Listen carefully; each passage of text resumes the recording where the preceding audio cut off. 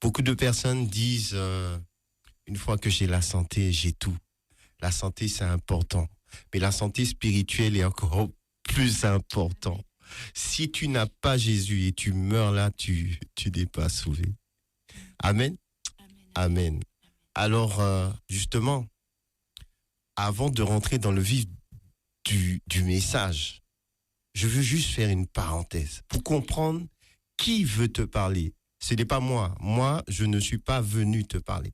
C'est le Seigneur qui est venu te parler. Mais pourquoi il veut te parler? Pour te faire du bien. Voilà comment ça a commencé. Adam et Ève ont péché. Et la Bible nous dit que le salaire du péché, et on voit ça dans Romains 6, 23, le salaire du péché, c'est la mort. Mais le don qu'il donne à l'humanité, c'est Jésus. Il a dit que, en fait, et ça, on voit ça dans Genèse 3, Adam et Ève ont péché. Le fait qu'ils ont péché, nous tous, nous avons hérité du péché. La Bible dit dans Romains 3, 23, car tous ont péché et sont privés de la gloire de Dieu. Et c'est là que Dieu envoie Jésus-Christ pour réconcilier. Parce que le péché a mis une séparation entre Adam et Dieu. Il y a eu séparation. Et là, la mort est entrée. La maladie est entrée. La jalousie est entrée. L'orgueil est entré. La mort est entrée. Mais gloire soit rendue à Dieu. Il a envoyé Jésus-Christ.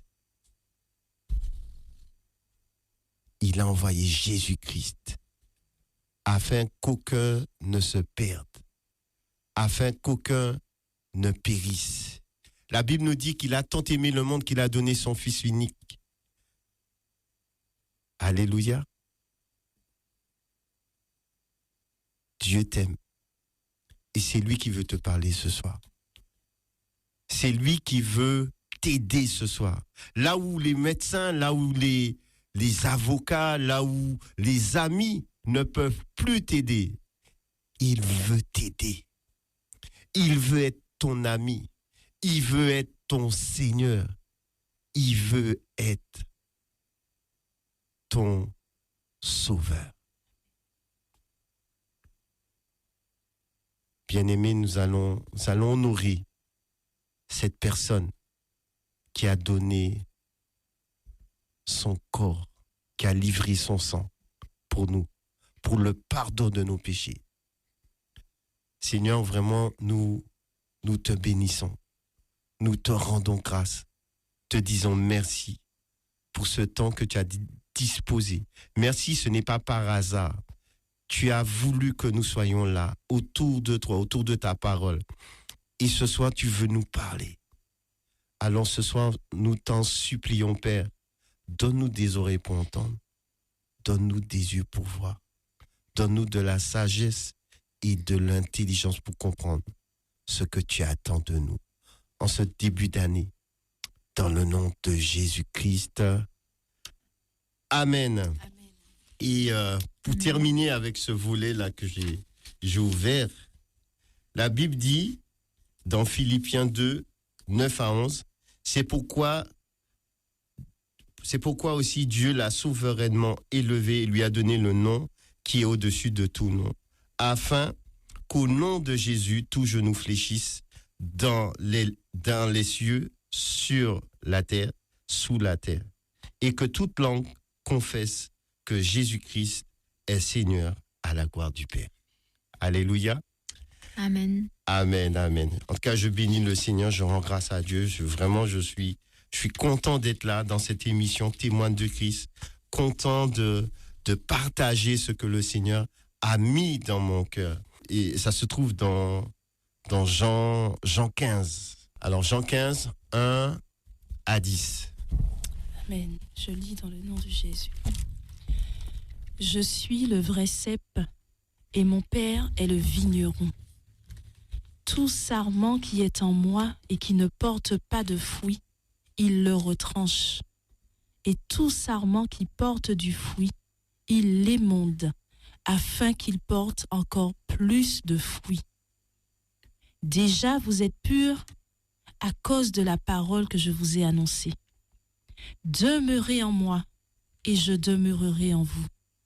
Comme le sarment ne peut de lui-même porter du fruit, s'il ne demeure attaché au cep, ainsi, vous ne le pouvez non plus si vous ne demeurez en moi.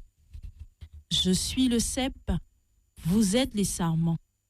Celui qui demeure en moi et en qui je demeure porte beaucoup de fruits, car sans moi, vous ne pouvez rien faire. Si quelqu'un ne demeure pas en moi, il est jeté dehors comme le sarment et il sèche. Puis, on ramasse les sarments, on les jette au feu et ils brûlent. Si vous demeurez en moi et que mes paroles demeurent en vous, demandez ce que vous voudrez et cela vous sera accordé. Si vous portez beaucoup de fruits, c'est ainsi que mon Père sera glorifié et que vous serez mes disciples. Comme le Père m'a aimé, je vous ai aussi aimé. Demeurez dans mon amour. Si vous gardez mes commandements, vous demeurerez dans mon amour, de même que j'ai gardé les commandements de mon Père et que je demeure dans son amour. Amen. Amen. Alléluia. Gloire à Dieu. Et la question qui vient tout de suite, où demeures-tu? Dieu nous invite à demeurer en lui.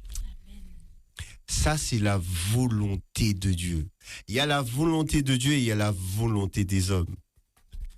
Et la vie nous montre que la volonté des fois de l'homme, elle est trompeuse. Elle nous mène des fois dans beaucoup de problèmes. Dieu a toujours raison. Amen. C'est le Dieu de sagesse. Il connaît toutes choses. Il était là avant nous. Il était là avant la création même de la terre. Et il sera là, voilà. C'est pour ça qu'on lui donne le nom de l'Éternel. Dieu veut que tu puisses le chercher comme Maëva l'a cherché. Parce qu'il a dit, hein, si tu le cherches de tout ton cœur, tu vas le trouver. Il va se laisser trouver. C'est le temps de chercher Dieu. Les temps sont mauvais. Et comment chercher Dieu? C'est demeurer dans sa parole, dans sa présence, dans la prière. C'est même demeurer dans l'obéissance. Nous sommes face à des choix dans la vie. Soit nous prenons les bonnes décisions, soit nous prenons les mauvaises. En fait, tu ne dois pas te détourner ni à gauche ni à droite de sa parole. Pourquoi? Parce que si tu te détournes de la parole, à gauche ou à droite, tu es face à l'ennemi. Tu es exposé, tu es vulnérable. C'est pour ça il dit, demeurez en moi. Pourquoi? Parce que il y a des combats, il y a des tempêtes, il y a des oppositions. Le diable rôde comme un lion rougissant, cherchant qui dévorer. Il n'y a que Dieu qui peut te protéger face à ces assauts. Il donne une image de la vigne qui a des branches. Mais pour que ces branches puissent porter du fruit, il faut que les branches restent attachées. Si elles ne restent pas attachées, toute la vie qu'il y a dans le cep ne peut pas arriver à la branche. Il doit avoir une fusion, il doit avoir une connexion.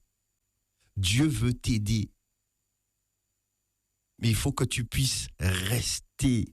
Il faut que tu puisses demeurer dans sa présence. Il faut qu'il demeure. Il faut que tu acceptes qu'il demeure en toi. Dieu revient chercher son épouse. Dieu revient chercher ceux avec qui il a une alliance. Croire en Dieu, c'est bien.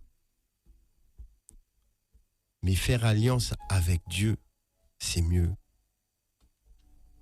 Dieu nous appelle à faire alliance avec lui.